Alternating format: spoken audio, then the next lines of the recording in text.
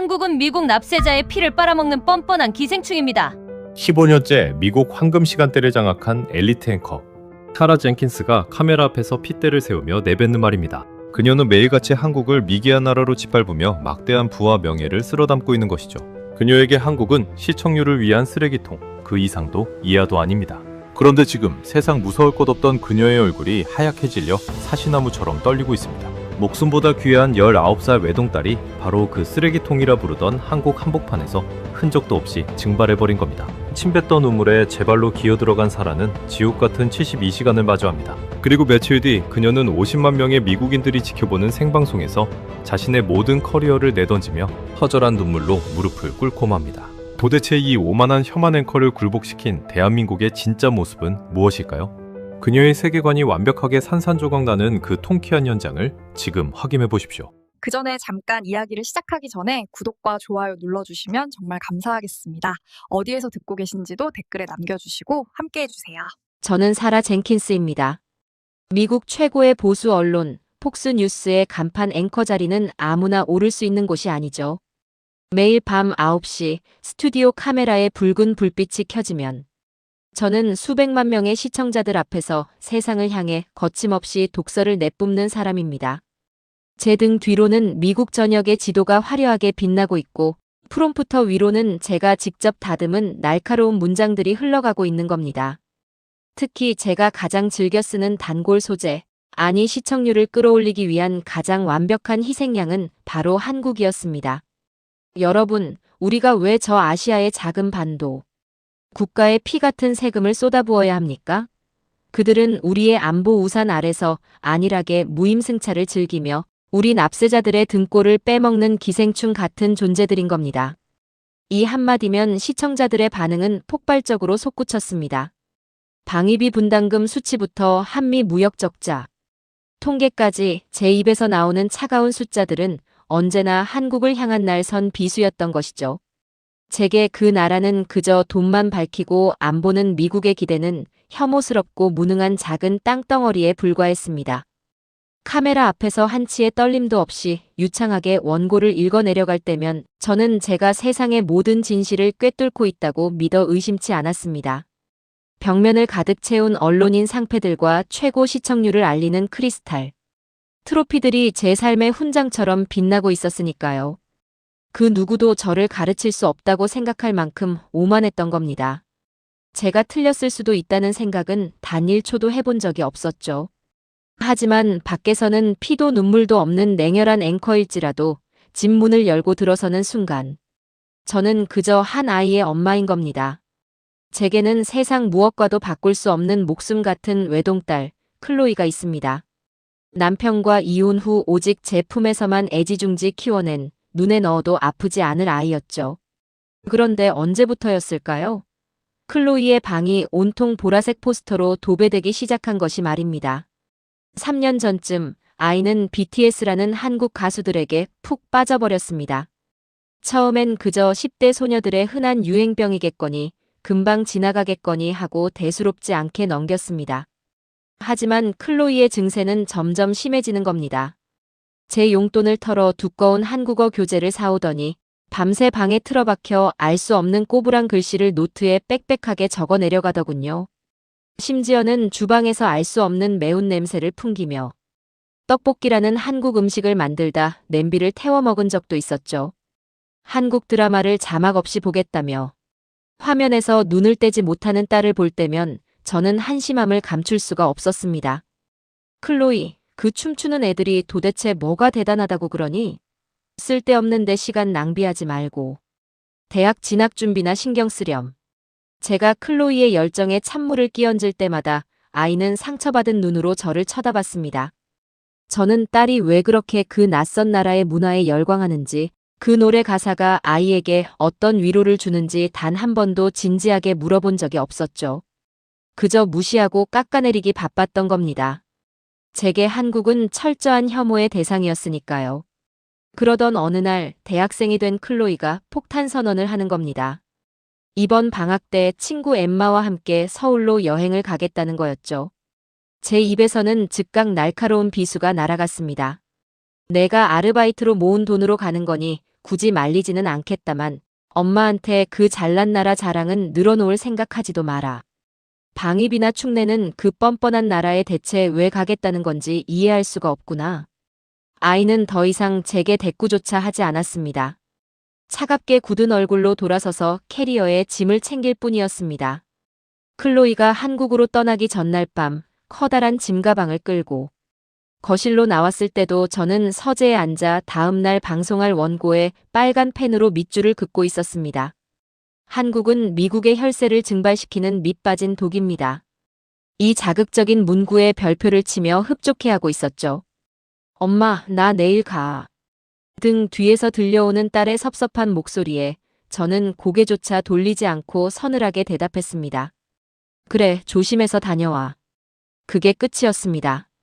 잘 다녀오라는 따뜻한 포옹 한 번, 밥은 잘 챙겨 먹으라는 다정한 당부 한마디조차 건네지 않은 겁니다. 내일 당장 방송에서 터뜨릴 혐한 발언들을 가다듬는 것이 제게는 더 중요했으니까요. 그때의 뼈저린 후회가 평생 제 가슴을 찢어놓을 줄은 꿈에도 모른 채 말입니다. 새벽 2시 14분. 텍사스의 깊은 밤, 온 집안이 죽은 듯이 고요한 그 시각이었습니다. 고막을 찢을 듯한 날카로운 전화벨 소리가 정적을 깨고 울려 퍼지는 겁니다. 서재 책상에 엎드려 깜빡 잠이 들었던 저는 화들짝 놀라 눈을 떴습니다. 발신자 제한 번호. 국제전화였습니다. 처음엔 누군가의 장난이거나 잘못 걸려온 전화이려니 하고 무시했습니다. 하지만 벨소리는 끊어질 듯 이어지며 2번, 3번, 집요하게 저를 물고 늘어졌습니다. 신경질적으로 수화기를 집어들었죠. 여보세요? 수화기 너머에서는 덜덜 떠는 젊은 여자의 목소리가 들려왔습니다. 미세스 젠킨스. 저 엠마예요. 클로이랑 같이 서울에 온. 순간 제 심장이 바닥으로 곤두박질 치듯 떨어지는 듯한 끔찍한 예감이 온몸을 덮치는 겁니다. 엠마, 이 새벽에 무슨 일이니? 클로이는 어디 있고 내가 전화를 해? 엠마의 목소리는 이미 울음에 가까워지고 있었습니다. 클로이가 안 보여요. 어젯밤에 여의도에서 콘서트를 보고 인파에 밀려 헤어졌는데 그 뒤로 아예 연락이 끊겼어요. 전화기는 계속 꺼져 있고 인스타그램 접속 기록도 어젯밤이 마지막이에요. 호텔에도 안 들어왔어요. 벌써 만 하루가 지났어요. 어떡해요, 미세스 젠킨스. 그 순간 저는 숨을 쉴 수가 없었습니다. 세상에서 가장 차갑고 이성적이라고 자부하던 폭스뉴스의 간판 앵커, 수백만 명 앞에서도 눈썹 하나 까딱하지 않던 강철 같은 제 손이 파르르 떨리기 시작하는 겁니다. 침착해, 엠마. 배터리가 나간 거겠지. 걔 원래 휴대폰 충전 잘 안 하잖아. 제 목소리는 이미 형편없이 갈라져 쇳소리가 나고 있었습니다. 아니에요. 아예 전원 자체가 꺼진 지 하루가 넘었다고요. 한국은 밤에도 안전하다고 해서 각자 숙소로 알아서 돌아가기로 한 건데. 클로이한테 분명히 무슨 끔찍한 일이 생긴 것 같아요. 전화를 끊자마자 미친 사람처럼 클로이의 번호를 눌렀습니다. 또 하는 신호음조차 울리지 않은 채 곧바로 음성사서함으로 넘어간다는 기계음만 귓가를 무자비하게 때렸죠. 5번, 10번, 20번을 연달아 걸어도 결과는 똑같았습니다. 덜덜 떨리는 손으로 인스타그램을 켰습니다. 아이의 마지막 스토리에 올라온 사진. 보라색 조명이 화려하게 비추는 여의도 한강공원에서 환하게 웃고 있는 클로이의 앳된 얼굴이 보였습니다. 사진 밑에는 내 인생 최고의 밤이라는 문구와 보라색 하트가 적혀 있었죠. 그게 마지막이었습니다. 무려 24시간이 넘는 끔찍한 공백. 19살 한 번도 제 품을 떠나본 적 없는 가녀린 내 딸이 내가 그토록 끔찍하고 위험한 곳이라고. 저주를 퍼부었던 한국이라는 낯선 땅에서 흔적도 없이 증발해버린 겁니다. 머릿속이 하얗게 텅 비어버렸습니다. 당장 대사관에 연락해야 한다는 생각뿐이었죠.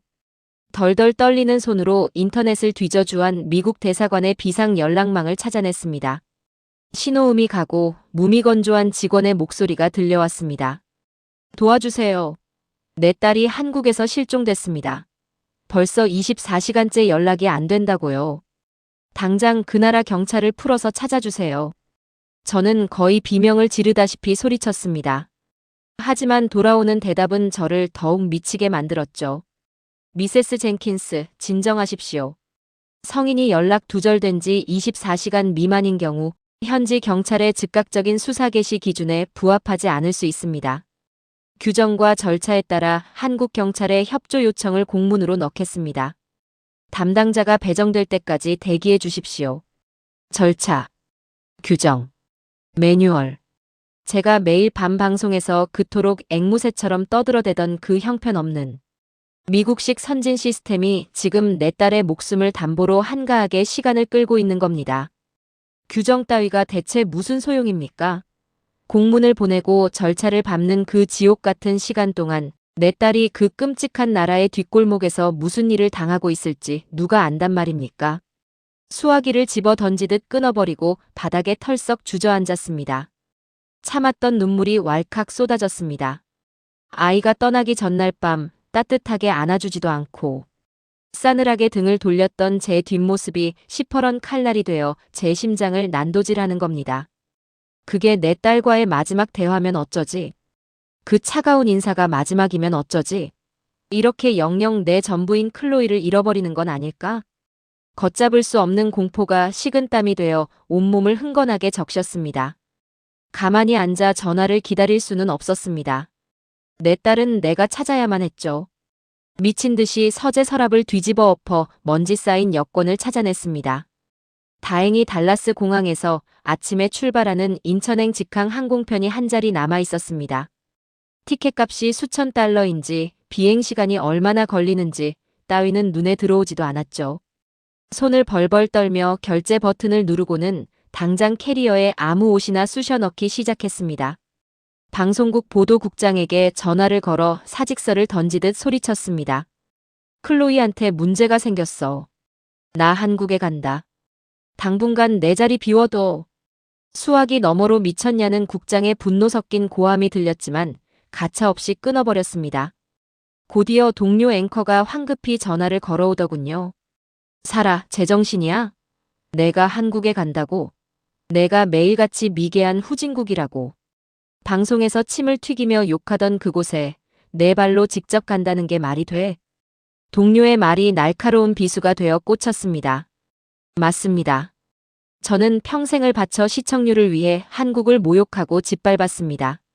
그런데 지금 저는 그 미개한 나라로 제 발로 기어들어가고 있는 겁니다. 다른 누구도 아닌 오만의 극치를 달리던 사라 젠킨스 본인이 말입니다. 비행기에 오르는 순간까지도 현실감이 없었습니다. 14시간의 비행. 그것은 그야말로 지옥불의 산채로 타들어가는 듯한 고통의 연속이었죠. 최고급 퍼스트 클래스의 푹신한 좌석도, 승무원이 조심스레 내어온 따뜻한 기내식도 제게는 아무런 의미가 없었습니다. 타들어가는 속 때문에 입안이 바싹 말라 물 한 모금조차 삼킬 수가 없었으니까요. 기내 스피커를 통해 부드러운 한국어 안내 방송이 흘러나올 때마다 제 가슴은 발밑으로 덜컥 내려앉았습니다. 평소 같았으면 미개한 언어라며 귀마개를 꽂고 고개를 돌렸을 그 낯선 소리. 제 딸 클로이가 그토록 사랑하고 밤새워 배우고 싶어 했던 바로 그 언어. 그런데 정작 엄마인 저는 이 언어를 단 한마디도 알아듣지 못하는 끔찍한 무능력자였던 겁니다. 아이가 낯선 이국 땅의 어두운 길거리에서 길을 잃고 헤매며 공포에 질려 한국어로 살려달라고 부르짖어도 저는 그 아이의 목소리조차 구별해낼 수 없는 바보 같은 엄마인 것이죠. 창밖으로 칠흑 같은 끝없는 태평양이 펼쳐져 있었습니다. 저는 떨리는 손으로 가방에서 클로이의 사진을 꺼내 들었습니다. 보라색 하트. 화면 속에서 세상을 다 가진 듯 환하게 웃는 내 딸.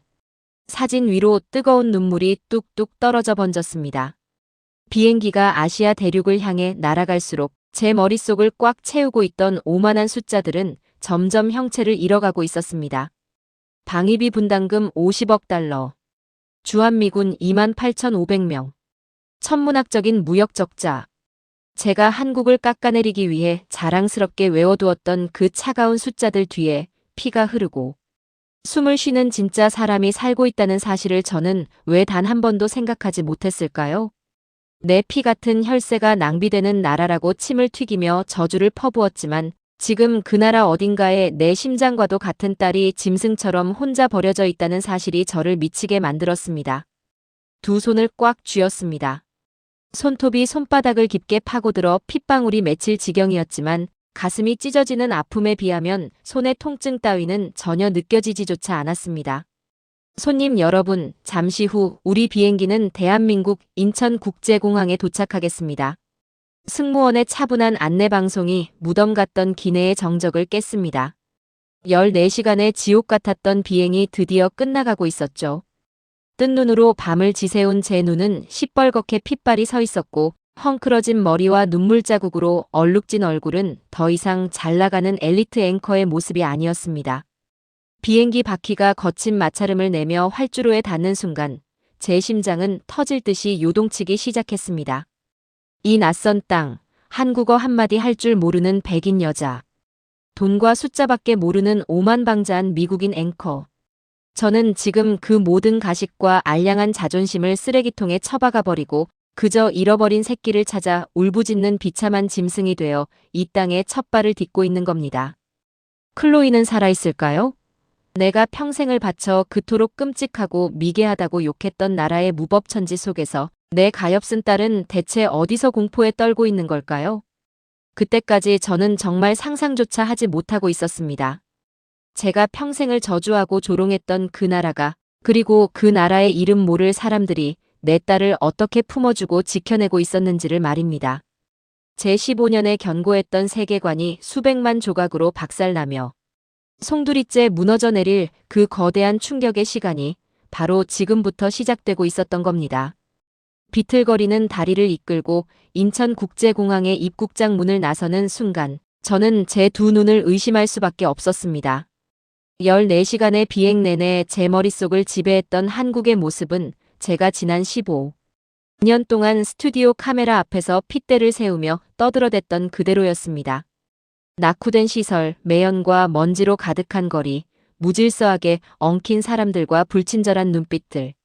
미군의 강력한 안보 우산이 없이는 당장이라도 무너져 내릴 것만 같은 가난하고 미개하며 우리 미국의 피 같은 세금만 축내는 기생충 같은 나라.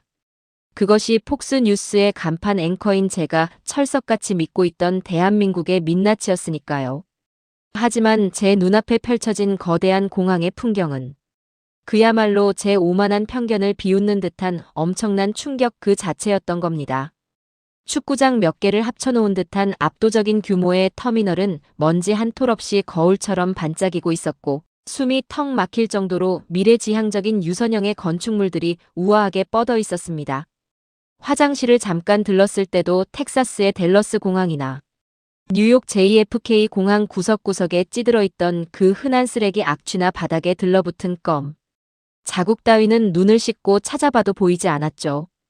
탑승객을 윽박지르는 미국의 거친 보안 요원들과 달리 이곳의 직원들은 조용하고 신속하게 그리고 무엇보다 친절하게 입국 절차를 돕고 있었습니다. 이게 진짜 내가 매일 밤 시청자들 앞에서 세금을 갉아먹는 후진국이라고 조롱했던 그 나라가 맞단 말인가?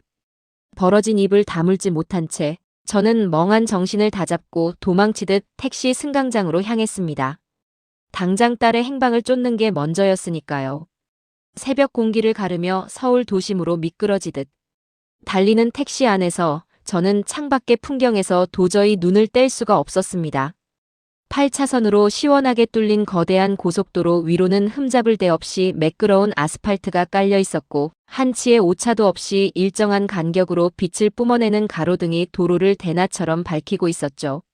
한강 위를 가로지르는 웅장한 대교들과 하늘을 찌를 듯 솟아오른 세련된 빌딩 숲은 뉴욕 맨해튼의 한복판보다 더 화려하고 정돈되어 보였습니다. 그 완벽한 인프라가 제 낡고 썩은 세계관을 사정없이 후려치는 듯 했습니다. 뒷좌석에 웅크려 앉아 불안감에 벌벌 떨며 손톱만 물어뜯고 있던 그때였습니다. 지긋한 연세의 택시 기사님이 백미러로 핏기가 싹 가신 제 얼굴을 힐끗 보시더니 신호 대기 중에 자신의 낡은 스마트폰을 꺼내 무언가를 꾹꾹 누르기 시작하시는 겁니다. 이 어두운 새벽에 한국말 한마디 못하는 낯선 백인 여자를 태우고 대체 뭘 하려는 건지. 순간 덜컥 겁이나 등줄기에 식은땀이 흘렀죠. 하지만 기사님이 뒤를 돌아보며 제게 쓱 내민 휴대폰 화면을 본 순간 저는 마치 커다란 망치로 뒤통수를 얻어맞은 듯 멍해지고 말았습니다. 켜져 있던 번역기 앱 화면에는 큼지막하고 선명한 영어로 이렇게 적혀 있었던 겁니다. 걱정하지 마세요. 서울은 안전합니다. 투박하지만 한없이 따뜻한 미소를 지어 보이는 기사님의 주름진 얼굴. 조금이라도 길을 빙빙 돌아 외국인에게 바가지를 씌우려 혈안이 된 미국의 악덕 기사들과는 너무도 달랐습니다. 이 낯선 한국의 노인은 벼랑 끝에 몰린 재 찢어질 듯한 불안감을 단숨에 읽어내고 자신이 할 수 있는 가장 다정하고 서툰 방식으로 낯선 이방인에게 위로를 건네고 있었던 것이죠. 순간 목울대가 뜨거워져 아무런 대답도 할 수 없었습니다. 그저 두 손으로 얼굴을 감싼 채 소리 없이 눈물만 삼켜야 했었죠. 클로이가 머물기로 했던 명동의 작은 비즈니스 호텔에 도착했을 때 시계는 어느덧 새벽 5시를 가리키고 있었습니다. 텅 빈 로비의 프런트에는 젊은 여직원 혼자 뜬 눈으로 자리를 지키고 있었죠. 저는 캐리어를 내팽개치다시피 하고 카운터로 달려가 영어로 미친 듯이 소리쳤습니다.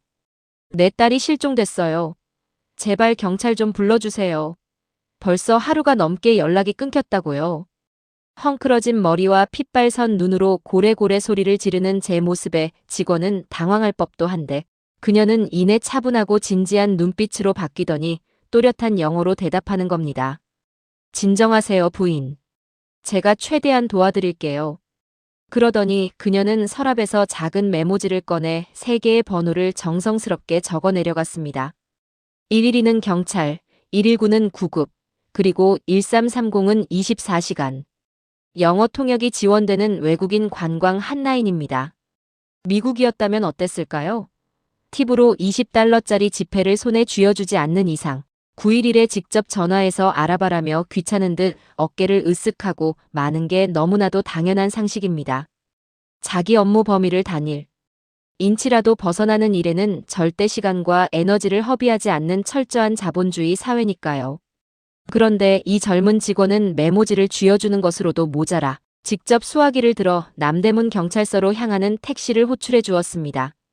그것도 모자라 카운터 아래에서 시원한 생수 한 병과 초콜릿바를 꺼내 덜덜 떠는 제 두 손에 꼭 쥐어주며 이렇게 말하더군요. 한국까지 오시느라 식사도 못하셨을 텐데 든든하게 힘을 내셔야 따님을 빨리 찾죠. 기사님께 목적지는 미리 결제하고 말씀드려 놓았으니 걱정 말고 타세요. 이름조차 모르는 낯선 외국인, 심지어 투숙객도 아닌 제게 베푸는 데가 없는 호의였습니다. 팁을 바라는 눈치 따위는 전혀 없었죠. 그저 자식을 잃어버릴까 두려움에 떠는 늙은 어미를 순수하게 걱정해주는 그 맑고 깊은 눈망울 앞에 저는 15년 동안 쌓아올린 저의 그 차갑고 이기적인 논리가 속절없이 무너져 내리는 것을 느꼈습니다. 고맙습니다. 정말 고맙습니다. 제 입에서는 평생 방송에서 단 한 번도 내뱉어 본 적 없던 진심 어린 감사의 인사가 터져나왔던 겁니다. 호텔 직원이 불러준 택시를 타고 경찰서 문을 밀고 들어서는 순간까지도 솔직히 제 가슴 한편에는 짙은 불신이 자리 잡고 있었습니다. 미국의 관료주의적이고 꽉 막힌 경찰 시스템을 누구보다 잘 아는 저였으니까요. 미국에서 성인 실종 신고를 하려면 산더미 같은 복잡한 서류를 작성해야 하고 최소 24시간, 길게는 48시간이 지나야만 비로소 전산에 접수가 됩니다. 담당 형사가 배정되어 수사에 착수하기 전까지는 그 누구도 제 애타는 이야기에 귀를 기울여주지 않죠. 하물며 여기는 제가 평생을 모욕하고 저주했던 나라 한국입니다. 말도 통하지 않는 이 이른 새벽에 어느 경찰이 귀찮은 외국인의 실종 사건에 발벗고 나서줄까? 깊은 절망감과 체념에 휩싸여 접수처로 다가갔을 때였습니다. 어떻게 오셨습니까, 부인? 피곤한 기색이 역력했지만 눈빛만큼은 칼날처럼 형형한 30대 중반의 형사 한 분이 즉각 다가왔습니다. 가슴팍에 달린 명찰에는 박진우라는 이름이 적혀 있었죠. 저는 지푸라기라도 잡는 심정으로 휴대폰 번역기를 들이밀며 딸이 사라졌다고 콘서트에 간 이후로 하루가 넘게 전원이 꺼져 있다고 짐승처럼 울부짖었습니다. 박 형사님은 제 떨리는 손에서 클로이의 사진을 말없이 건네받았습니다. 그리고는 규정을 운운하거나 서류 뭉치를 들이미는 대신 단 한치의 망설임도 없이 저를 수사과 사무실 안쪽 제자리로 턱하니 안내하는 겁니다. 성인 실종 24시간 대기 규정? 귀찮은 기색? 그런 건 일절 없었습니다.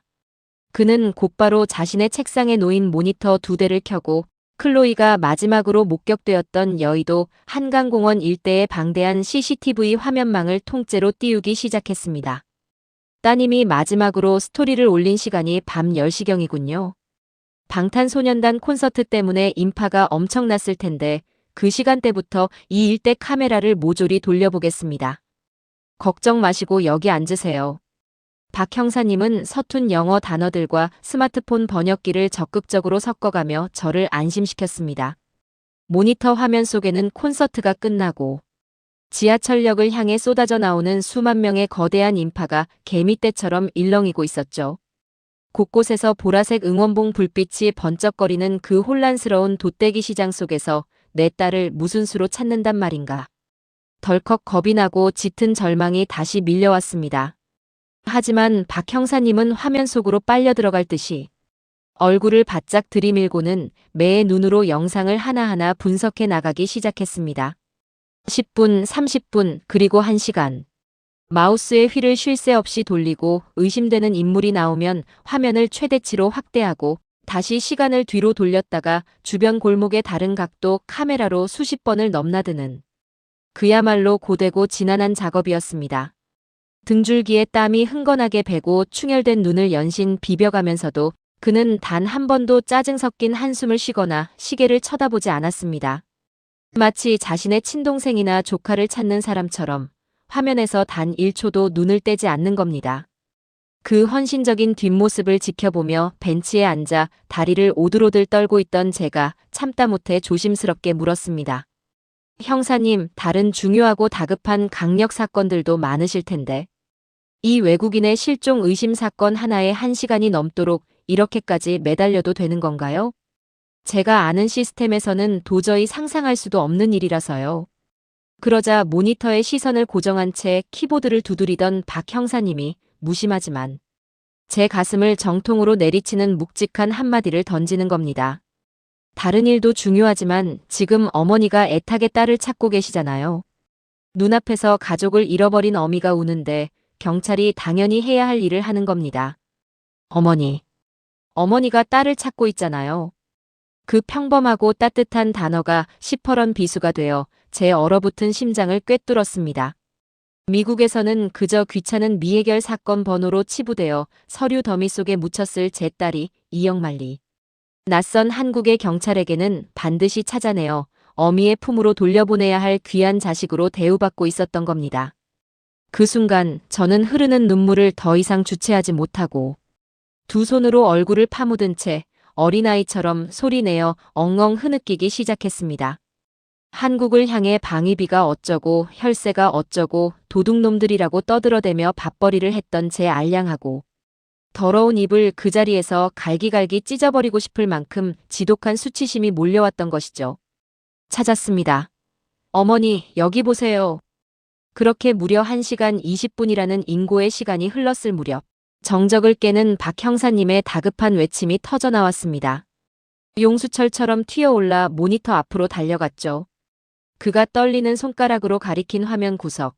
시간은 밤 11시 27분을 가리키고 있었고 장소는 여의도역 3번 출구 앞이었습니다. 수많은 사람의 어깨에 치이면서도 눈에 익은 낡은 청자켓을 입고 갈색 머리를 질끈 묶은 여자아이. 바로 제 목숨보다 귀한 딸 클로이가 찍혀 있었던 겁니다. 비록 휴대폰을 잃어버린 듯 주머니를 뒤적이며 허둥지둥 불안하게 걷고 있었지만 다친 곳 하나 없이 제 발로 멀쩡하게 지하철역 안으로 내려가는 뒷모습이 선명하게 남아있었죠. 오 맙소사. 살아있어. 내 딸이 살아있다고요. 저는 털썩 주저앉아 모니터를 부둥켜 안고 오열했습니다. 박 형사님은 거기서 멈추지 않고 즉시 전산망을 두드려 클로이의 이동 경로를 실시간으로 추적해내기 시작했습니다. 한국의 이 소름 돋을 정도로 완벽하게 통합된 시스템이 저를 또 한 번 경악하게 만들었죠. 교통카드 기록과 역 구내 카메라를 교차 확인하던 박 형사님이 갑자기 눈을 크게 떴습니다.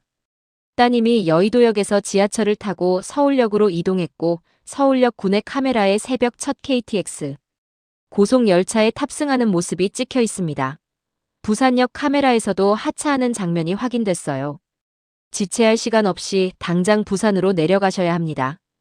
그는 서둘러 코트를 집어드는 제 손에 자신의 개인 휴대폰 번호가 꾹꾹 눌러 적힌 명함을 단단히 쥐어주며 이렇게 덧붙였습니다. 부산 해운대 경찰서와 관할 파출소에 제가 방금 싹 다 협조 요청 연락을 돌려두었습니다. 낯선 곳에 혼자 가시더라도 절대 두려워하거나 무서워하지 마십시오. 대한민국 땅 어디든 우리 경찰이 끝까지 어머니를 도울 겁니다. 경찰서 문을 나서자 어느새 서울의 맑은 아침 햇살이 제 젖은 얼굴 위로 쏟아져 내리고 있었습니다. 밤새 제 목을 조르던 끔찍한 절망의 먹구름이 한 줄기 빛을 만나 서서히 걷히는 기분이었죠. 손에 꽉 쥔 구겨진 명함을 가만히 내려다보았습니다. 박진우. 1시간 20분 동안 남의 딸을 찾겠다고 제 눈알이 빠지도록 모니터를 뚫어지게 쳐다봐준 헌신적인 경찰. 호텔에서 밥 굶지 말라며 초콜릿을 쥐어주던 맑은 눈의 프런트 직원. 번역기로 투박한 위로를 건네며 꽁꽁 엄마음을 녹여주던 노인 택시기사. 제가 지난 15년 동안 그토록 악마화하며 모욕하고 짓밟았던 나라의 평범한 사람들이 오만방자한 죄인인 저를 구원하고 있었습니다. 저는 찢어질 듯한 죄책감과 가슴 벅찬 희망을 동시에 품에 안은 채 딸이 살아 숨쉬고 있을 그 낯선 남쪽의 항구 도시 부산을 향해 미친 듯이 발걸음을 내디뎠습니다. 서울역 앞에 도착해 택시에서 내린 순간 저는 웅장하게 솟아오른 거대한 유리돔 형태의 역사 건물을 올려다보며 다시 한번 입을 다물지 못했습니다.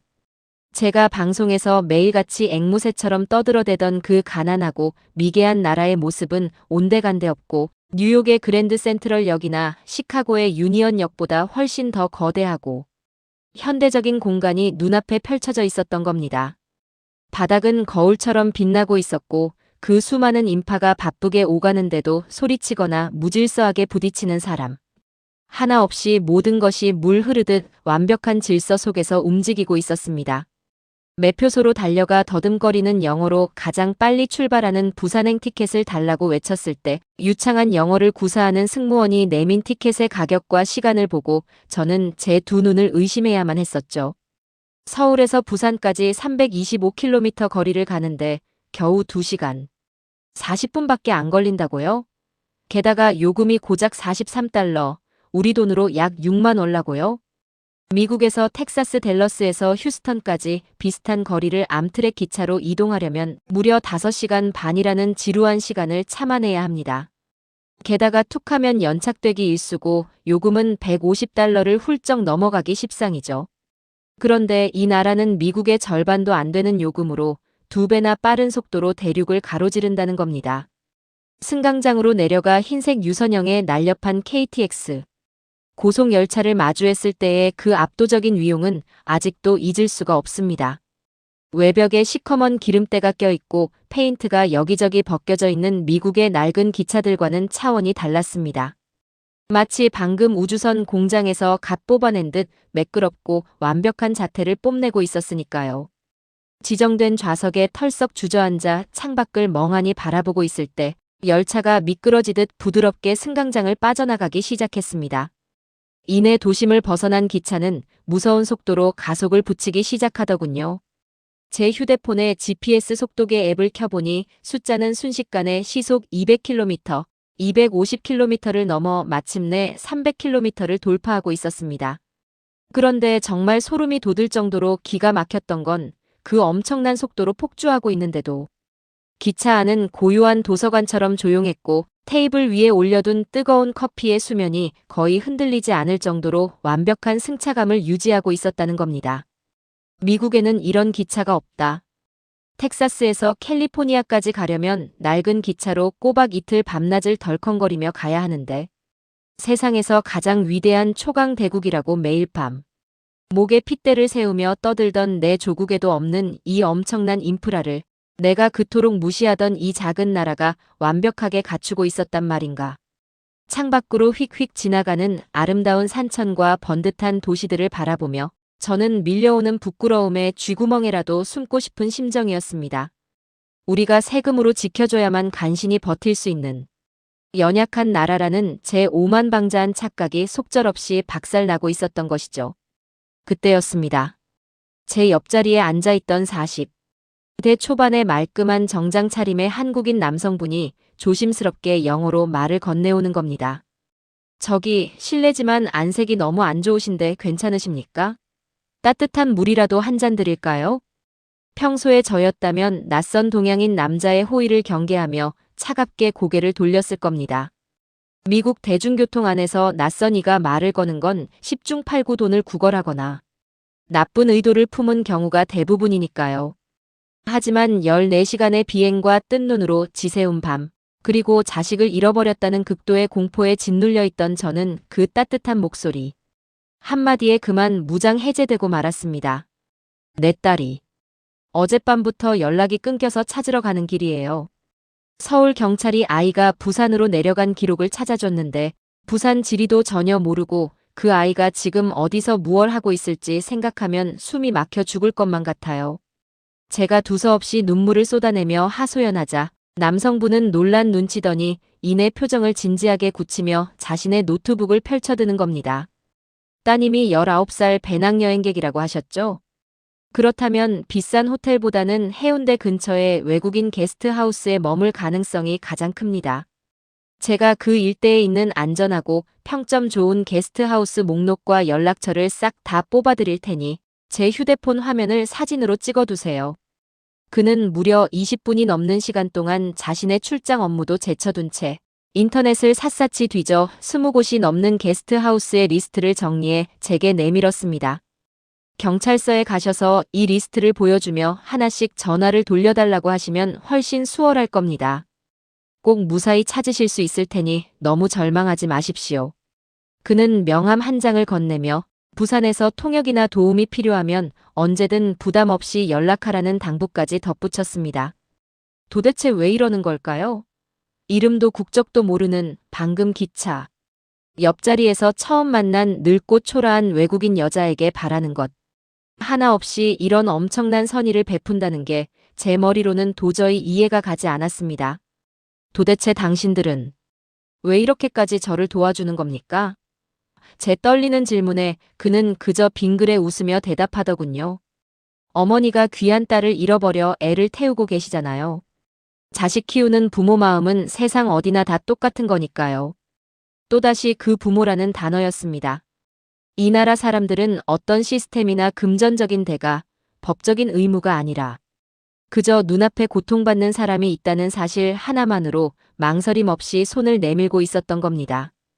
2시간 40분이라는 시간이 눈 깜짝할 새 지나고 기차는 어느덧 짠내 나는 바닷바람이 훅 끼치는 부산역에 부드럽게 멈춰 섰습니다. 남성분과 인사를 나누고 밖으로 뛰쳐나와 곧바로 택시를 잡아 타고 관할인 해운대 경찰서로 향했죠. 서울의 박 형사님이 미리 손을 써두신 덕분에 해운대 경찰서의 형사님들도 제 얼굴을 보자마자 곧바로 수사 상황을 브리핑해 주셨습니다. 부인, 부산역 CCTV를 통해 따님이 역광장을 빠져나가는 모습까지는 확인했습니다. 하지만 그 이후로 현금을 사용해 택시나 버스를 타버린 건지 아니면 도보로 이동한 건지 동선이 완전히 끊겨버렸습니다. 시간이 조금 걸리더라도 일대 숙박업소에 탐문 수사를 벌일 테니 너무 걱정 마십시오. 동선이 끊겼다. 그 선고 같은 한마디에 저는 경찰서 앞 아스팔트 바닥에 털썩 주저앉아버리고 말았습니다. 시간이 걸린다니요. 당장 1분 1초가 피가 마르는데 이 거대하고 낯선 도시 한복판에서 딸의 흔적이 증발해버렸다는 사실에 또다시 짙은 어둠이 저를 덮쳐왔습니다. 다리에 힘이 풀려 도저히 걸을 수가 없었던 저는 경찰서 건너편 모퉁이에 있는 아주 작은 동네 카페로 비틀거리며 들어갔습니다. 창가 구석자리에 처박혀 아까 기차에서 남성분이 찾아주신 그 빼곡한 게스트하우스 리스트가 담긴 휴대폰 화면만 멍하니 바라보고 있었죠. 전화를 걸고 싶어도 한국어를 한마디도 할 줄 모르는 제가 뭘 어쩌겠습니까? 클로이, 내 아가. 넌 도대체 어디 있는 거니? 참으려 해도 새어나오는 울음을 삼키며 테이블에 엎드려 어깨를 들썩이고 있을 때였습니다. 실례합니다, 부인. 아주 앳되고 맑은 목소리가 귓전을 울렸습니다. 깜짝 놀라 고개를 들어보니 방금 전까지 건너편 테이블에서 두꺼운 전공서적을 펴놓고 무언가를 열심히 공부하던 20대 초반의 앳된 남학생이 걱정스러운 얼굴로 저를 내려다보고 있는 겁니다. 청바지에 낡은 배낭을 맨 영락없는 평범한 대학생의 모습이었죠. 제가 도와드릴 일이 있을까요? 아까부터 너무 서럽게 울고 계셔서 도저히 그냥 모른 척하고 앉아있을 수가 없어서요. 저는 영문학과 3학년 이민호라고 합니다. 영어는 조금 할 줄 아니까 부담 갖지 마시고 말씀해보세요. 이젠 정말 지푸라기라도 잡고 싶은 심정이었습니다. 저는 마치 성직자에게 고해성사라도 하듯 그 어린 학생 앞에서 제 딸이 실종된 사연과 기차에서 받은 게스트하우스 리스트에 대한 이야기까지 모조리 털어놓았습니다. 제 이야기를 묵묵히 경청하던 민호 학생은 이야기가 끝나자마자 한치의 망설임도 없이 덮어두었던 자신의 노트북과 전공 책을 가방에 마구 쑤셔 넣기 시작하는 겁니다. 세상에 그런 끔찍한 일이. 부인, 당장 이 리스트에 있는 번호로 제가 전화를 싹 다 돌려보겠습니다. 외국인이 많이 가는 숙소부터 제가 직접 한국어로 물어보는 게 훨씬 빠를 테니까요. 저는 깜짝 놀라 그의 손을 황급히 만류했습니다. 안 돼, 학생. 아까 보니까 오후 수업 과제를 하고 있는 것 같던데 나 같은 낯선 외국인 때문에 귀한 대학 수업을 빠져선 안 되잖아. 그러자 민호 학생은 배낭을 둘러매며 저를 향해 환하게 그리고 너무나 듬직하게 웃어 보이며 이렇게 말하는 겁니다. 수업이야 다음 주에 다시 들으면 되지만 낯선 타국에서 엄마를 잃어버리고 떨고 있을 딸을 찾는 일은 지금 당장 해야만 하는 일이잖아요. 이게 100번 1000번 더 급하고 중요한 일입니다. 걱정 마시고 저만 믿으세요. 그렇게 민호 학생은 제 휴대폰 화면에 떠 있는 20곳의 번호를 하나하나 눌러가며 직접 통화를 하기 시작했습니다. 네, 안녕하세요, 사장님. 혹시 어젯밤이나 오늘 아침에 체크인한 19살 미국인 여자 손님 없었습니까? 네, 갈색 머리에 청자켓을 입었고요. 폰을 잃어버려서 연락이 두절된 상태입니다. 아, 없으시다고요? 네, 알겠습니다. 수고하세요. 첫 번째, 두 번째, 다섯 번째, 일곱 번째. 전화를 끊고 다시 다이얼을 누르는 과정이 끝없이 반복되었습니다. 거절당하고 허탕을 칠 때마다 저는 가슴이 무너져 내렸지만 이 어린 학생은 단 한 번도 귀찮은 내색을 하거나 짜증을 내지 않았습니다. 오히려 제가 미안해할까봐 해운대 쪽은 외국인이 많으니 금방 찾을 수 있을 거예요 라며 연신 제 어깨를 다독여주는 겁니다. 도저히 견딜 수가 없어진 제가 민호 학생의 소매를 붙잡고 울먹이며 물었습니다. 민호, 넌 도대체 왜 이러는 거니? 나한테 돈을 받을 것도 아니고 내가 누군지도 모르면서 내 귀한 시간과 노력을 이렇게까지 희생하는 이유가 대체 뭐야? 내 조국 미국에서는 그 어떤 대학생도 모르는 사람을 위해 이런 바보 같은 짓을 하지는 않아. 그러자 8번째 번호를 꾹꾹 누르던 민호가 잠시 손을 멈추고 저를 가만히 바라보더니 그 맑은 눈동자로 대답했습니다. 이유요? 그런 거 없어요. 그냥 한국에서는 원래 이래요. 누군가 길에서 넘어져 피를 흘리고 있으면 일으켜 세워주는 게 당연한 거고 엄마가 자식을 잃어버려 길바닥에서 울고 있으면 같이 찾아주는 게 당연한 겁니다. 우리가 배운 사람의 도리가 그런 거니까요. 한국에서는 원래 이래요. 그 무심하고도 평범한 한마디가 제 머리를 향해 거대한 해머가 되어 날아와 내리꽂혔습니다. 15년 동안 오직 숫자로만, 돈으로만 세상을 평가하고 재단해왔던 제 천박한 세계관이 바닥부터 산산조각이 나며 박살 나는 소리가 귓가에 울려 퍼졌습니다. 방위비 분담금, 무역 적자, 달러의 가치. 제가 맹신하던 그 잘난 미국의 자본주의적 가치관이 얼마나 역겹고 초라한 것인지 이 20대 초반의 어린 한국 청년 앞에서 철저하게 발가벗겨지는 기분이었죠. 바로 그때였습니다. 8번째 게스트하우스에 전화를 걸어 똑같은 질문을 반복하던 민호. 학생의 두 눈이 화들짝 놀라며 커다래지는 겁니다. 네. 방금 뭐라고 하셨어요, 사장님? 19살. 미국인 여자아이. 청자켓? 휴대폰을 바다에 빠뜨려 잃어버린 게 맞다고요? 오 맙소사. 민호 학생이 전화를 움켜쥐고 벌떡 일어서며 저를 향해 환희에 찬 비명을 질렀습니다. 부인, 찾았어요. 클로이가 맞대요.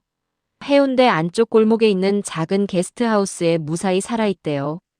그 순간 저는 다리에 힘이 풀려 카페 바닥에 그대로 주저앉고 말았습니다. 14시간의 비행, 찢어질 듯한 공포, 그리고 나를 감싸주었던 수많은 한국인들의 얼굴이 주마등처럼 스쳐 지나갔습니다. 민호 학생이 저를 일으켜 부축해 택시를 잡으러 뛰어가는 동안 저는 하늘을 올려다보며 흐르는 눈물을 닦아낼 생각조차 하지 못했습니다. 내가 평생을 바쳐 저주했던 이 나라가 그들이 가진 그 바보 같을 정도로 맹목적인 정의라는 무기가 결국 지옥 끝에서 내 딸의 목숨을 구하고 나라는 인간의 영혼까지 구원해내고 있었던 겁니다. 민호 학생이 다급하게 잡아세운 택시를 타고 해운대 안쪽의 좁고 구불구불한 골목길로 접어들었을 때 제 심장은 금방이라도 입 밖으로 튀어나올 것처럼 거세게 요동치고 있었습니다. 화려한 고층 빌딩들이 즐비하던 큰 길과 달리 사람 사는 냄새가 물씬 풍기는 작고 소박한 주택가였죠. 붉은 벽돌집들 사이로 낡은 나무 간판 하나가 눈에 들어왔습니다. 해변 게스트하우스. 영어로 작게 적힌 그 글씨를 보는 순간 저는 택시가 채 멈추기도 전에 문을 열고 뛰쳐나갔습니다. 다리가 후들거려 몇 번이나 고꾸라질 뻔한 저를 민호 학생이 꽉 부축해 주었죠. 덜덜 떨리는 두 손으로 게스트하우스의 낡은 유리문을 조심스레 밀고 들어갔습니다. 순간 코끝을 훅 치고 들어오는 진하고 구수한 냄새. 제 평생 단 한 번도 맡아본 적 없는 낯설지만 묘하게 마음을 편안하게 해주는 냄새, 바로 된장찌개가 끓고 있는 냄새였던 겁니다. 신발을 벗고 들어가는 작은 거실 바닥에는 커다란 신문지가 넓게 깔려 있었고 그 위에는 붉은 고춧가루 양념이 가득 담긴 커다란 양푼이 놓여 있었죠. 그리고 그 양푼을 사이에 두고 두 사람이 마주 앉아 있는 뒷모습이 제 시야에 들어왔습니다. 한 분은 뽀글뽀글한 파마머리를 한 70대 할머니셨고 그 맞은편에 엉성한 폼으로 물을 썰고 있는 앳된 여자아이.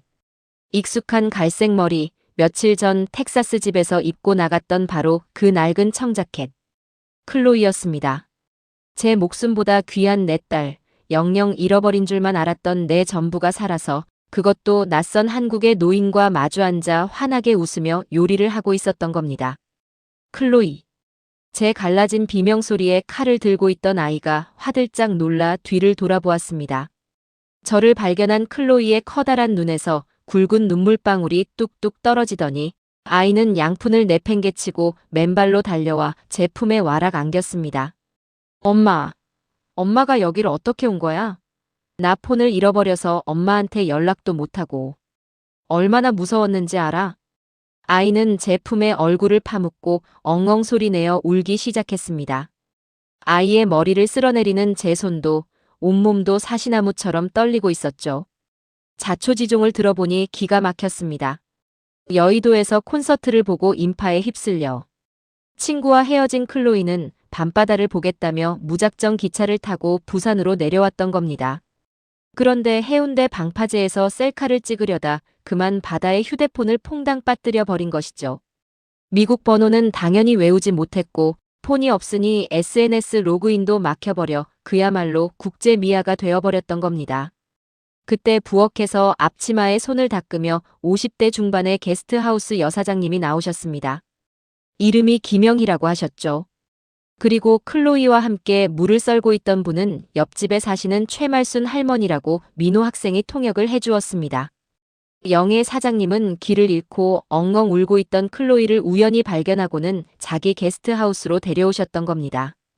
제가 지갑을 꺼내며 덜덜 떨리는 목소리로 물었습니다. 사장님, 우리 아이를 재워주시고 돌봐주신 숙박비가 얼마입니까? 제가 가진 돈을 전부 다 드리겠습니다. 어떻게 생면부지의 외국인 아이를 아무 데가 없이 이렇게 거두어 주실 수가 있나요? 민호 학생의 통역을 들은 영희 사장님은 빙그레 웃으며 제 손에 들린 지갑을 다정하게 밀어 넣으시는 겁니다. 아이고, 돈은 무슨 돈이에요? 핏덩이 같은 어린애가 낯선 타지에서 길을 잃고 눈물 콧물 쏙 빼며 울고 있는데 자식 키우는 어미로서 어떻게 모른 척 내쫓습니까? 내일 날 밝으면 대사관이든 경찰서든 데려가려고 밥이나 든든히 먹여 재운 것뿐이에요. 옆에 계시던 말순 할머니도 클로이의 등을 쓰다듬으며 덧붙이셨습니다. 아따, 이 녀석이 우는 게 짠해서 내가 말동무나 해줄까 하고 와서 깍두기 담그는 걸 가르쳐줬지. 애가 참 싹싹하고 예뻐. 한국말도 어찌나 기특하게 잘하는지 내가 다 눈물이 나더라고. 그 순간이었습니다. 15년 동안 미국 사회의 최상층에서 오직 돈과 시청률, 힘의 논리만이 세상의 전부라고 굳게 믿으며 살아왔던 폭스뉴스의 간판 앵커 사라 젠킨스가 완전히 무너져 내린 순간 말입니다. 사장님이 내어주신 따뜻한 된장찌개 국물을 한 숟가락 입에 넣는 순간 제 가슴속 깊은 곳에서부터 뜨거운 오열이 터져 나왔습니다. 이 사람들은 몰랐던 겁니다. 제 눈앞에서 따뜻한 미소를 짓고 있는 이 소박하고 평범한 한국의 어미들은 자기들이 거두어 먹인 이 가여운 미국 소녀의 엄마가 지난 15년 동안 자신들의 조국을 미국 납세자의 피를 빠는 기생충이라며 매일 밤 저주했던 천하의 몹쓸 인간이라는 사실을 말입니다. 제가 방송에서 침을 튀기며 깎아내렸던 그 미개하고 이기적이라는 나라가 정작 제 목숨을 잃어버릴 뻔한 절체절명의 위기에서 아무런 조건 없이 그저 어미의 마음이라는 숭고한 정 하나로 제 딸을 보듬어 안고 지켜내 주었던 겁니다. 저는 숟가락을 내려놓고 그 허름한 게스트하우스 장판 바닥에 엎드려 짐승처럼 소리내어 울었습니다. 제가 지은 그 더럽고 끔찍한 죄업을 씻어내기라도 하듯 평생 흘릴 눈물을 그 자리에서 다 쏟아냈었죠. 다음 날 아침 영희 사장님은 저희 모녀가 떠나는 길에 무려 7가지의 반찬이 상다리가 휘어지도록 차려진 아침 밥상을 공짜로 내어주셨습니다. 미국에서는 계란 후라이 하나 추가하는데도 팁과 세금이 꼬박꼬박 붙는데 말입니다.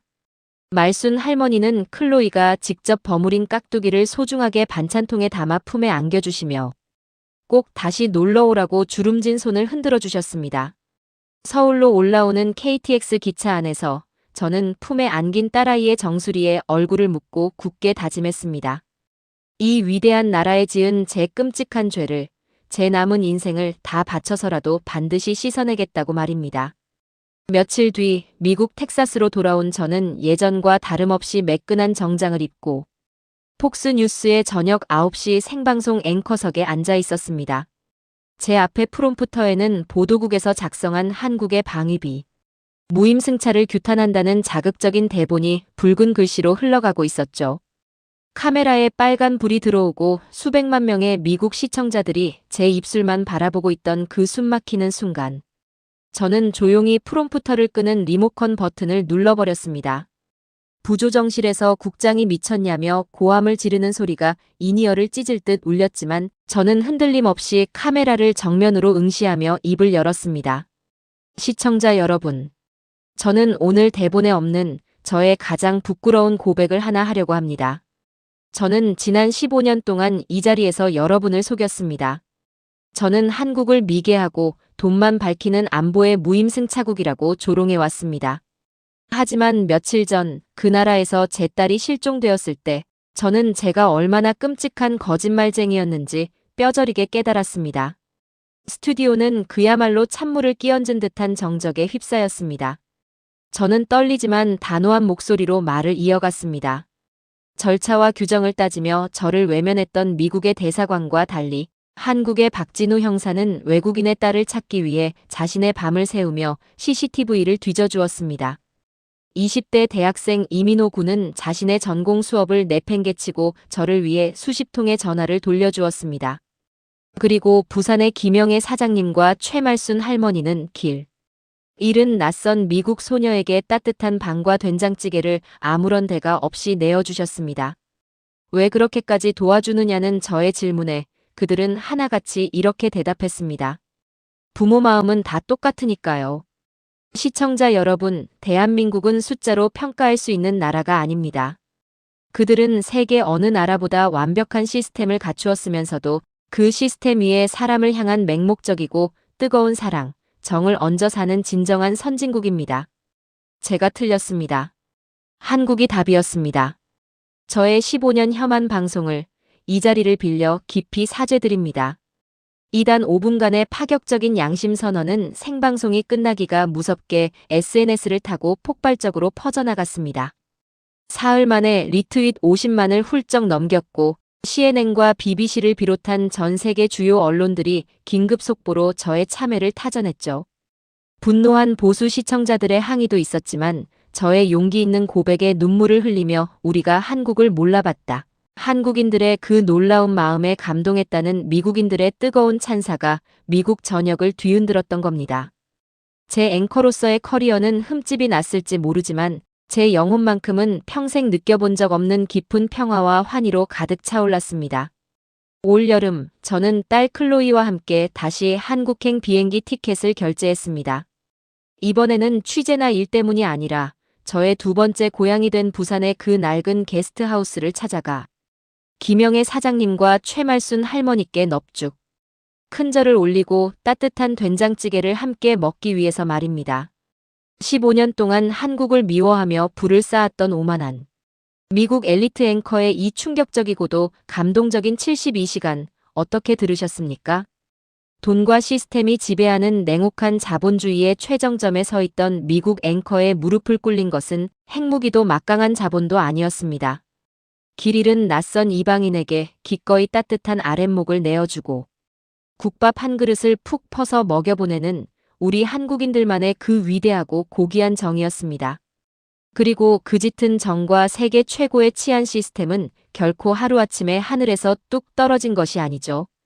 바로 지금 이 방송을 듣고 계신 우리 어르신들께서 굶주린 배를 움켜쥐고서도 자식 입에 들어가는 밥알 하나에 웃음 지으며 이 거친 세상을 맨몸으로 버텨오신 그 피땀 어린 헌신이 있었기에 가능했던 기적입니다. 이름 모를 타국의 아이조차 거두어 먹이는 그 넓은 품으로 평생을 희생해 오신 우리 어르신들이야말로 이 자랑스러운 대한민국을 세계가 부러워하는 국격의 반열에 올려놓으신 진짜 영웅들이신 겁니다. 여러분이 피로 일구어낸 이 나라는 이제 세계 최강 대국의 오만한 지식인조차 눈물로 참회하게 만드는 위대한 역사가 되었습니다.